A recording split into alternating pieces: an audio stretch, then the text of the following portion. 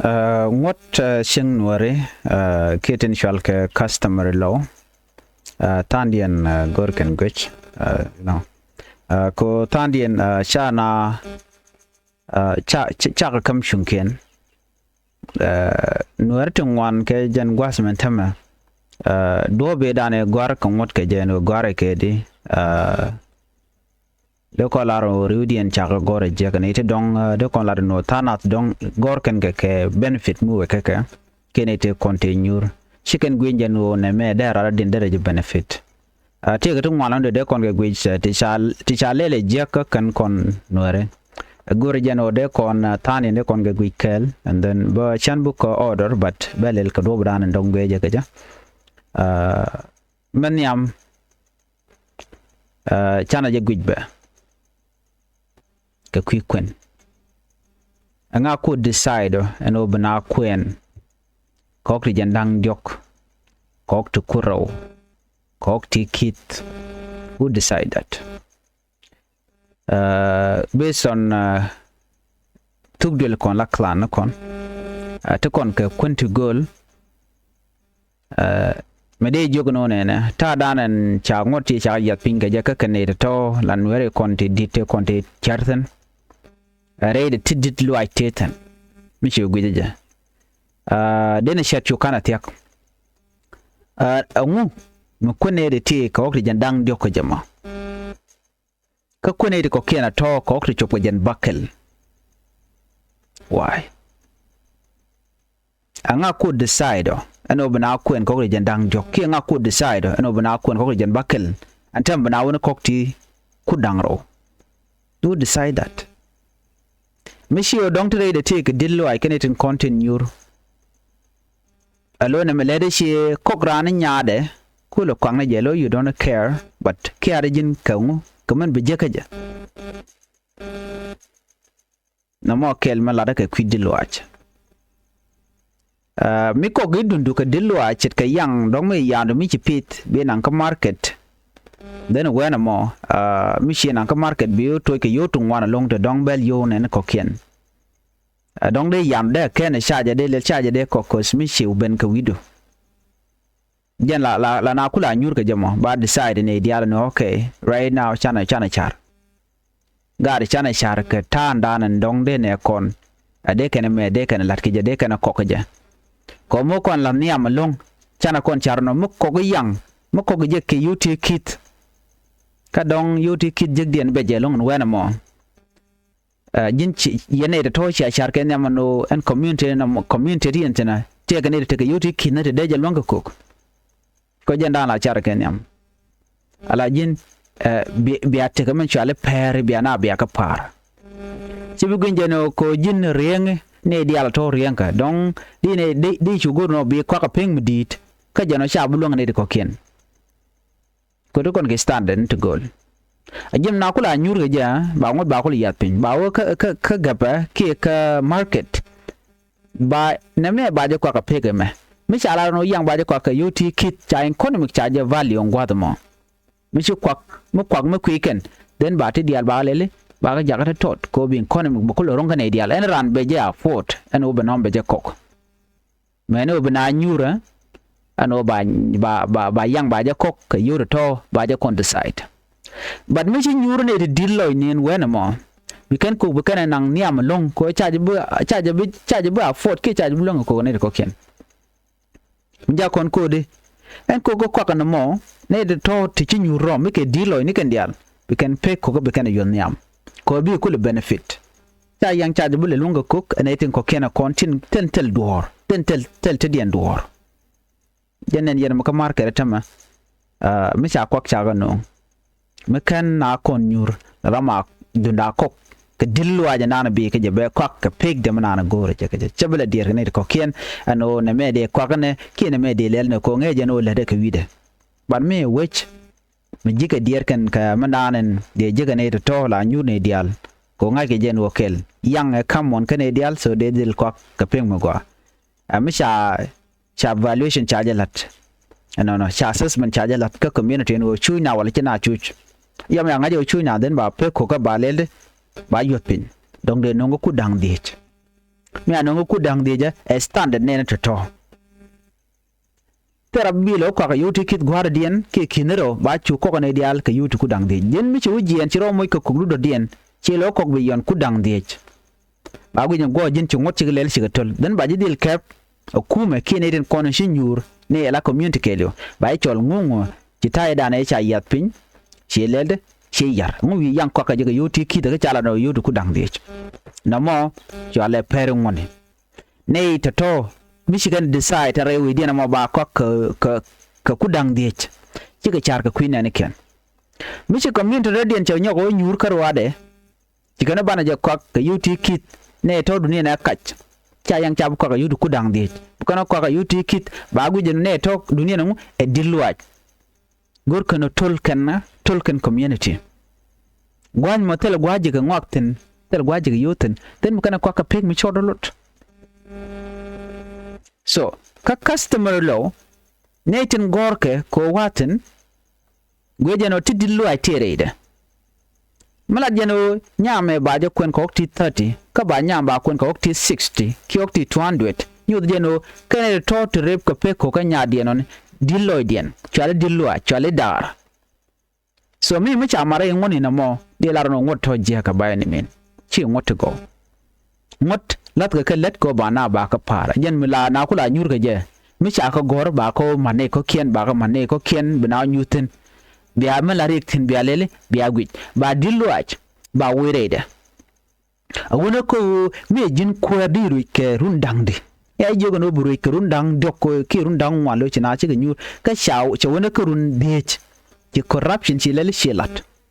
a jin dictator that moment den bana yi kanyrar ka kwidu ba jogo no che do bande na on yam ko je share bai do badan den na re right ka je share bai ci ngote ko ne cha yat pin ci ka ban pin ya na kula nyur ka jamo ko sha goro batte ka corruption ke dillo an ba tokten ngo mo lo di dit ka ja ya la kula jogo jinat your term ba yiga rundang jok run ngwan run di based on man cha agree and it te ka jan environment mo mi ci term du cha tok ba ko inquiry ba nyo malat ke chabu mo no gwadura no ba na nyo ko minyur naten ne dial ngak der we woniam ki che jek mi che ngak jek ba we ngulat ke voting alat ke by election ba jalat then from there mi che pa nyok good be continue mi che fail then by jo no lele nyur mi dilo ju den ngwa be korbi lele bi ngo so ka kon murai kon ga kwin won kon nuere tega ngoti jaka kon te de kon ko wot so dung nyal ba kwen ko to wan gwa ba kwen ko tot gwa mo ka dung ne dial te ken ka gwar nyeti te kwen ke jel na kula nyuro no chinar bi chenga chang mena chen they say ni kwen ka nyal ke 60 ka jena doran do point do jin wuda mo kula te ka nyala tel dor mi tin ka jugi wuda den no bi nyar bi kwen ka okte 60 ba kula la date la den kwana kep ako kwen aru de ke kwen chang da dong chaw jing no welten so no baladin ene ruon mi che do jik betup ene ruon mi che jik betup so no mo changu cha ya dilu ay keje ko she gorno ba pig dana cha gorno ba kwen nyam ba kwen keje ba cholo no dilu ay on no ko jer mo bi nyaar bi kwen ke den ngweno de mi affordable ko gwana mar mi ba afford ne diala jen la agree on so ngot mi che na mo mi cha agree ne dial ba gwa deno biner dilo ni bikan ngot bikan ko lel bikan ko gorken so na me che chong so che kon gwa kana mo queen gor jana bazila agreement dore dial ten wana mo michin wari kana mat pinyo no bika kwen ko jandang dok den buga chu kwen che biti dilo ay gwada dien ko tem dilo ajaten che te ko te ne kurar ka western world kwen ka ko to wana long zan chai guje no men ram to dawin mitel do changa kel ba kwen ka the same amount of money ki same amount of cattle tin ta karama mo mereng dia ti dial de ke evaluate it doesn't matter ngaga take a world ngaga take a kwak ngaga take a rock no it should become one Canadian a chang ti ga kwak don wan ba je dil nong ne pin ka 30 ki 25 cow and chennai dial agree ke ja telam nong dilwa na mi cha la ngon no ba pek ko ka pek kun ba yonyal de lar no mo dilwa gore ne dial gore common sense na mane bina dil charbo gane ko ken tin chi je de afford and na man price ma chi bu kwer mu di ba kwen ko ti chop ne ko je ne kwer ran chi kong ne je chi nyal chi kong ne je a nyadu anyok dobu na mar gurje no nyaar bo to gwam gwa chikong neje so na me kel magor chenyen rewde ko kon ware man je customer load dien ko kon tan ware a different ko chin ware ka reling tele unity chik mi cha kwen cha dabgat ken ware mi cha je dabgat ki cha dabgat la mi cha dakan shega mo la jaro ka community do dien ba gadam ba nga agwan bu gwana nang bok bagatup ba jo ko gat ko nang bi shega me bala free ko ba jo kwen rada dien ko cha dakan cha daku damo na me kele mo gwana mo ko jen siang buut bariem de be jelele be janang but some community ka kon ware mi te ka customer lobo ano wut mi che check de mi cha jo dabgat gwara dien anwari e chonga no ba gadamo ba ja kamnga ba ja kam wude she dabjen e ko ka ngon wari mi wun kan yang kan je yorpin ke kan nyal kan e kwen e nyaade ke gadde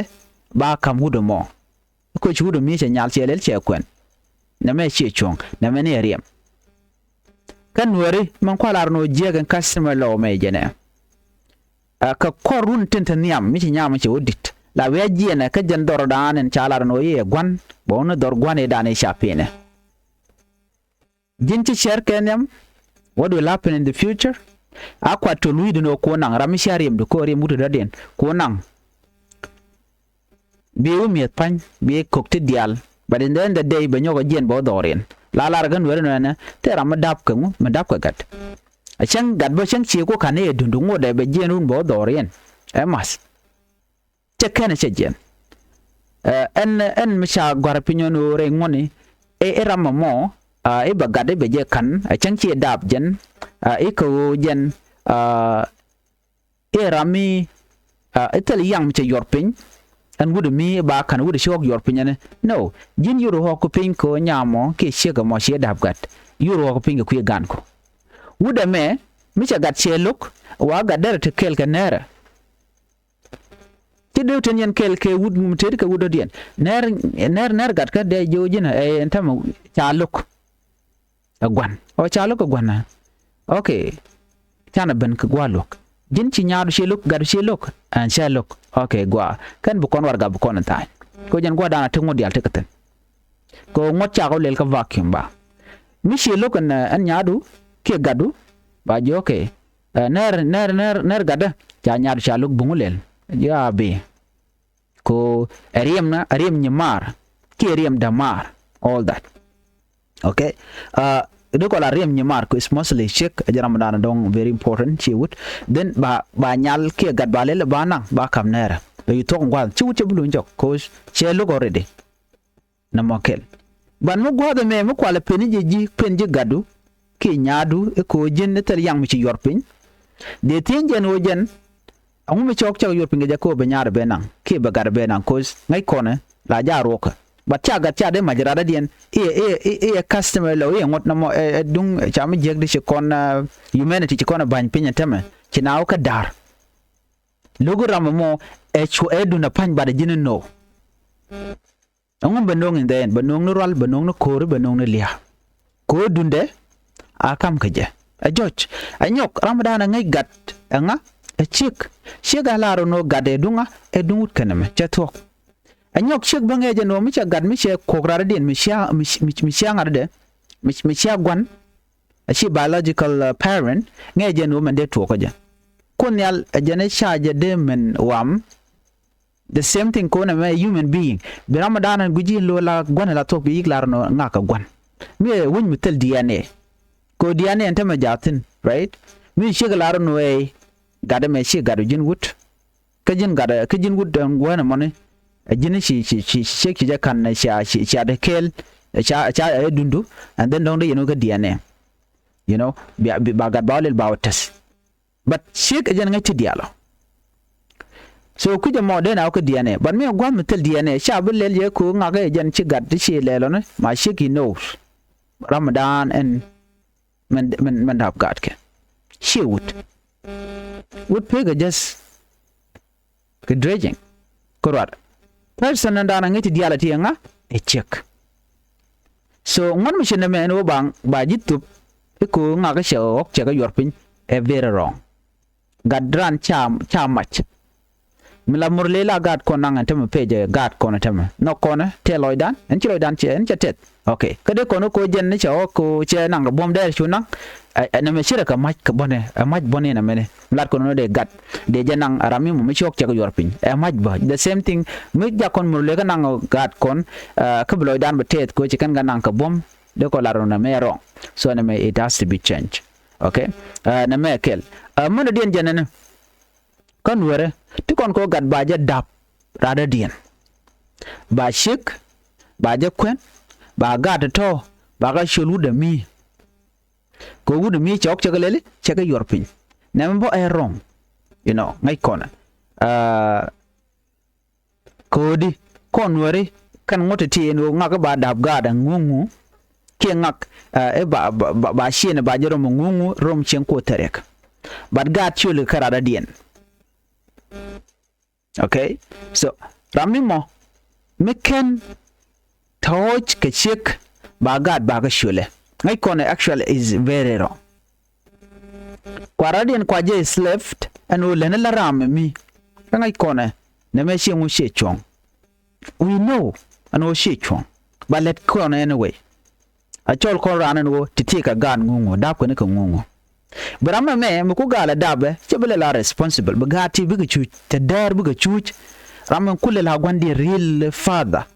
ko yele jego no shiga yan gatka dab ka ni ye rada dien mi chi yede je gen do you feel it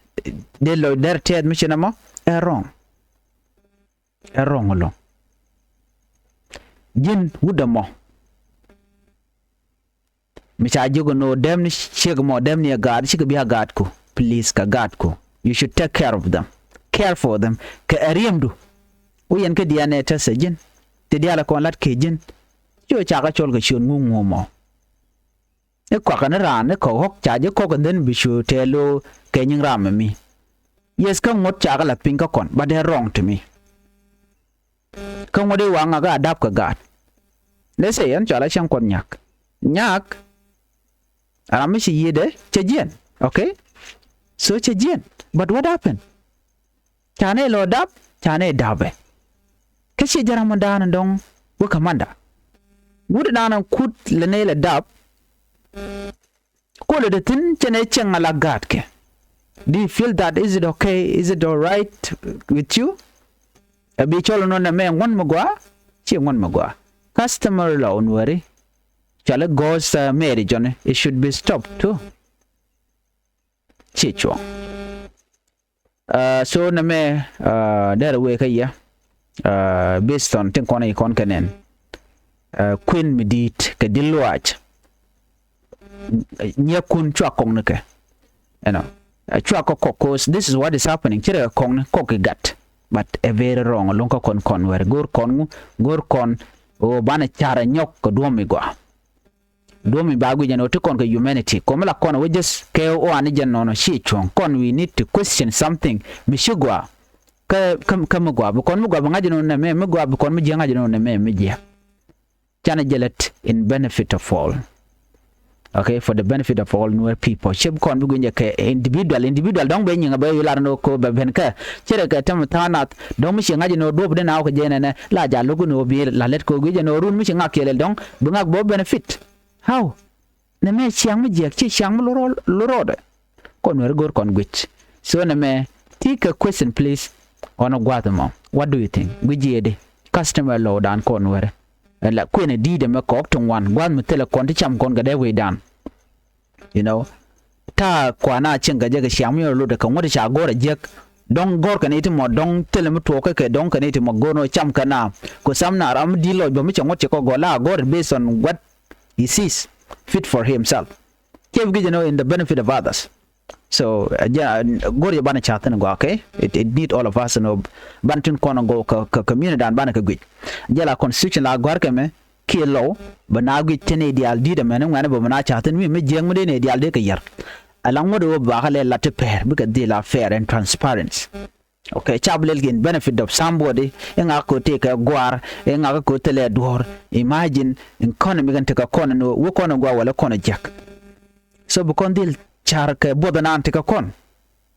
so agenda na go de nywa yekel